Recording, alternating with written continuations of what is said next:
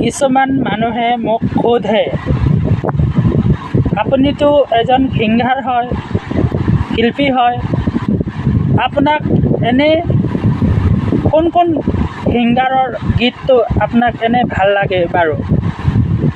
এনে আপুনি কোনটো সিংগাৰৰ গীত, শিল্পীসকলৰ কোন শিল্পীসকলৰ গীত শুনি আপুনি এনে ভাল পায়, আপোনাৰ মনোৰঞ্জনটো লয় আপুনি বুলি এইটো কথা লৈ মোক সুধি লয় কিছুমান মানুহ।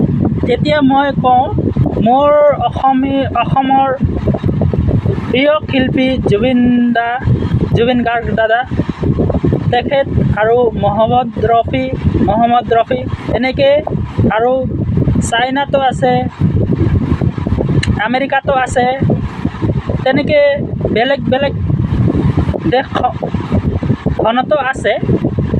কিন্তু মই তেনেকৈ কওঁ আৰু গোটেইটো এতিয়া ক'বলৈ নেপালত আছে কুন্তি মুক্তান আৰু ৰামচন্দ্ৰ কাফলে, তেনেকৈ আছে আৰু বহুত আছে। তেনেকৈ চবৰে মই শুনি লওঁ ভালকৈ,